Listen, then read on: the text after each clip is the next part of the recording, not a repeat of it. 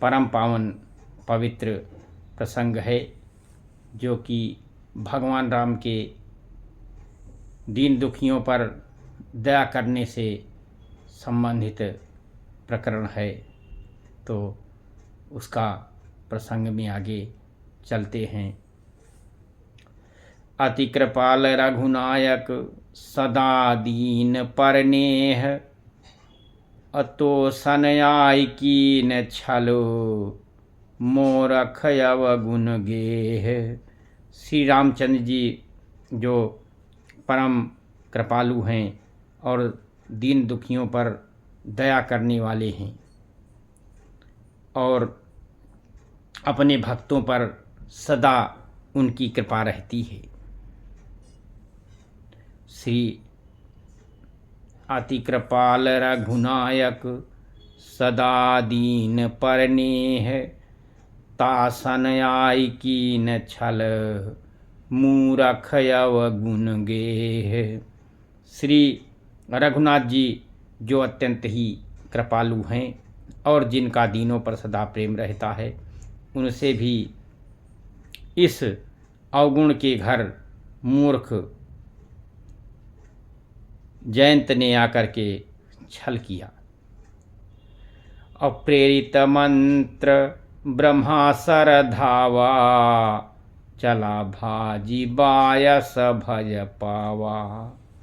धर निज रूप गयऊ पितु पाही, राम विमुख राखा तेहि नाही।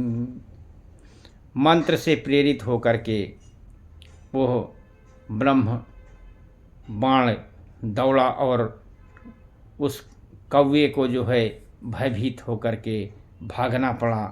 वो अपना असली रूप धारण कर पिता इंद्र के पास गया, पर श्री राम जी चंद्र जी का विरोधी जान करके इंद्र ने उसको नहीं रखा और उसकी कोई मदद नहीं की।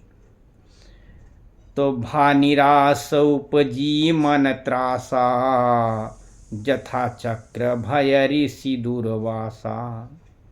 ब्रह्मधाम शिवपुर सब लोका, फिरा श्रमित व्याकुल भय शोका।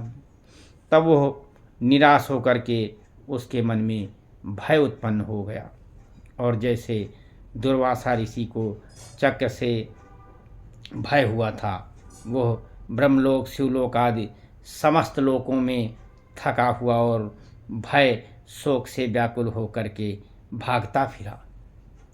लेकिन काहू बैठन कहा न ओही, राखी को सकय राम कर द्रोही। मातु मृत्यु पितु समन समाना, सुधा होई विष सुनी हरि जाना। पर रखना तो बहुत दूर की बात थी, किसी ने उसे बैठने तक के लिए नहीं कहा।